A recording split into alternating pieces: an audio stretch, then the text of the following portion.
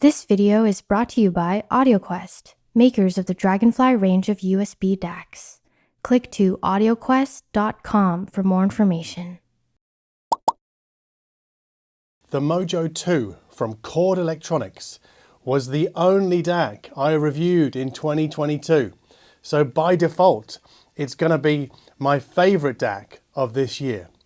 But in this video, I want to make a case, fairly quickly, short and snappy, for the Mojo 2 being the best DAC of 2022.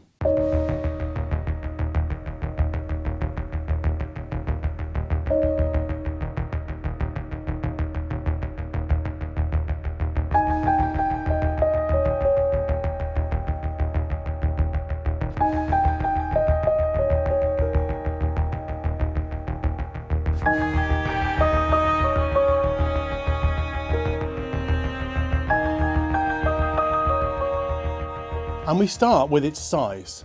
It looks like this. It's tiny. It's about the size of a small gerbil.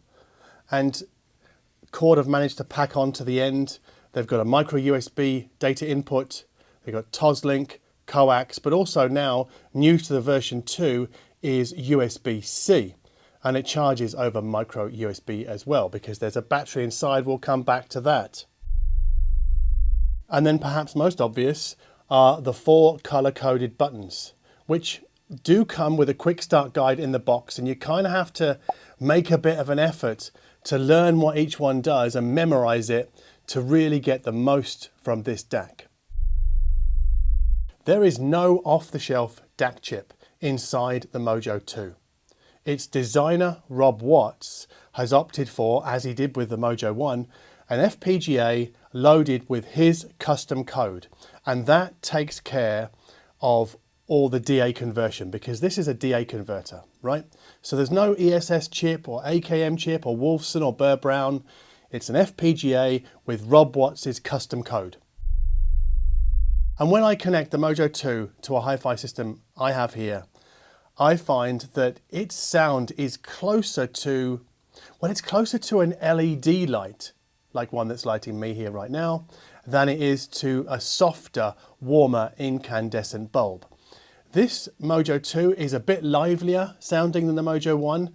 I think it's more of a lean-in DAC than it is a lean-back DAC in terms of listening and what we do with our bodies when we're responding to the sound. At least that's the way it works for me.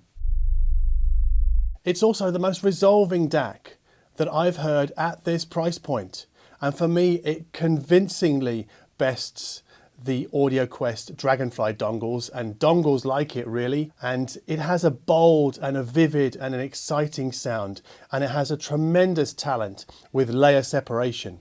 So if you really get off on the sort of cerebral element of listening to music where you can see, almost see the sound in a space in front of you, like here, and then the layer separation, and then this thing coming in, this thing going out, then you're really going to get your kicks from the Mojo 2.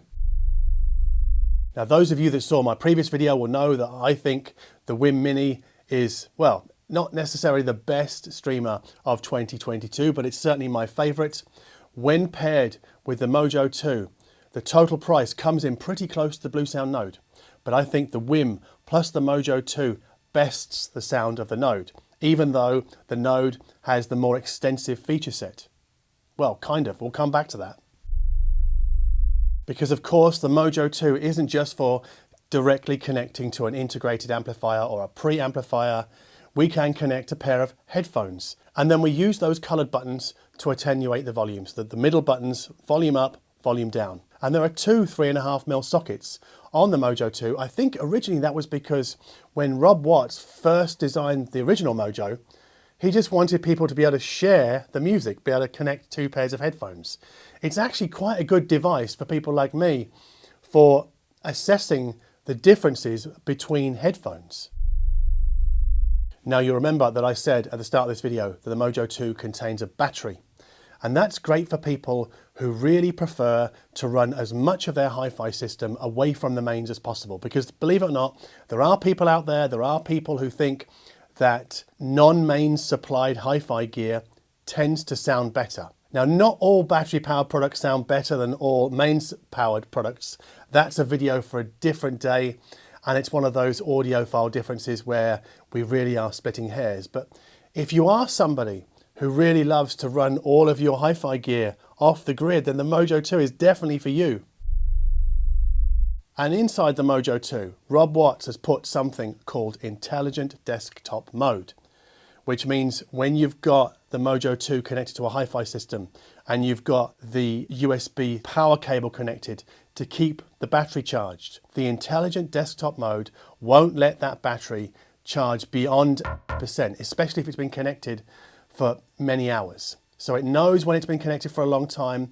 So basically it will stop the oversaturation of the battery over time, which can shorten its lifespan. And because the Mojo 2 is a DAC and a headphone amplifier and has a battery inside, it's also a transportable device, and it will also talk over USB to smartphones. So I use mine with my iPhone 13 mini. And the way I keep them attached, because this is a bit of an issue with portable DACs, and very few of them really have got this problem solved.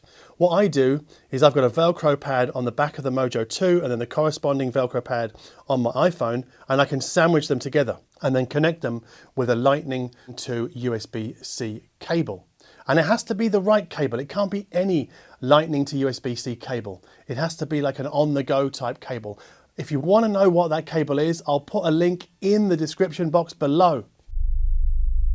So with the Mojo 2 strapped to the back of my iPhone 13 mini and connected over USB, I have a portable audio rig that I think sounds pretty damn incredible.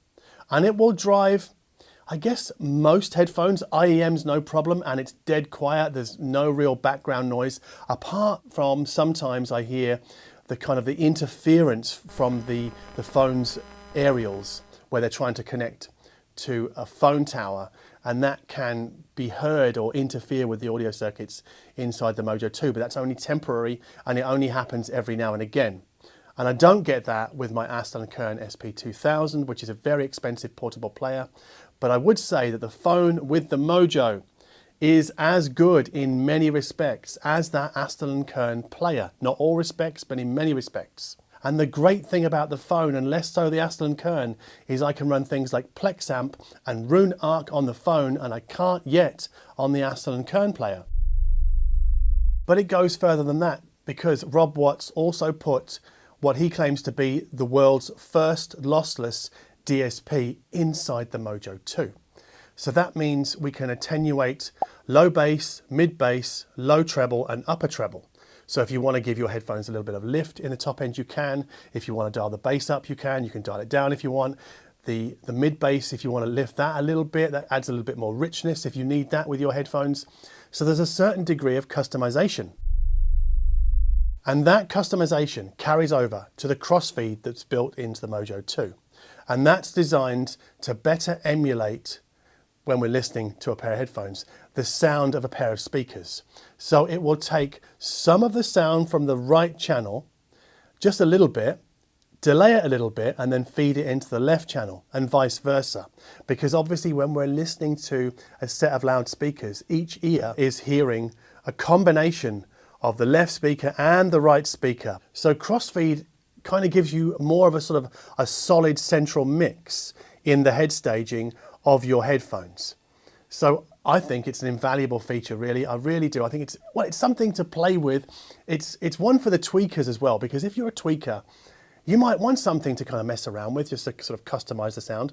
Not everybody's a tweaker. I'm more of a set and forget kind of person, but I do like to investigate these things to see what's possible. And most of the time I do prefer a little bit of crossfeed in the mix. Of course, there are some drawbacks. The Mojo 2 isn't perfect, or rather my phone setup isn't perfect. The Velcro pads, they're not amazing, and the whole thing put together is a little bit bulky, and it's nowhere near as elegant a solution as a portable audio player. And then the colored buttons, as I said before, they take some time to get used to. It takes some practice and some having a good memory to know really what they do and how to use them. So I always keep the quick start guide to hand. The coaxial connector isn't a standard connector. It's a 3.5mm socket. Apparently Chord didn't have the space inside the Mojo and the Mojo 2 to put a normal coaxial socket on the end of the Mojo 2.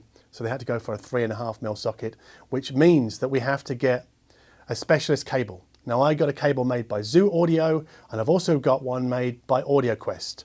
And I'll try and put links to those in the description box below. So the Mojo 2 can be used at the heart of a loudspeaker hi-fi system as the DAC in that system. And I think you'd have a hard time to best the sound of it at its asking price of around €600. But it can also be used at the heart of a portable audio system with a phone, and therefore it can also drive headphones. It really is a true all-rounder.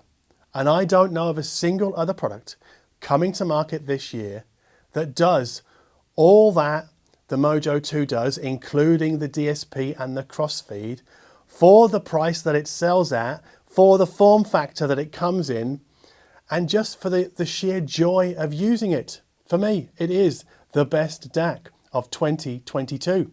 So I hope you liked this video. I hope you thought it was informative. If you did, please consider giving it a like down below. If you like my attitude towards high-end audio, in that I actually don't really review that many DACs anymore. I think the DAC market has become a little bit stale this year.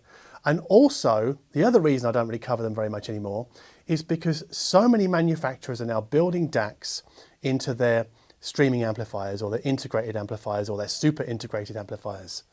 So I don't really want to go and use an external DAC if I've got a DAC already built in to my integrated amp. It's a bit like getting a high performance motorbike and then strapping a sidecar to it.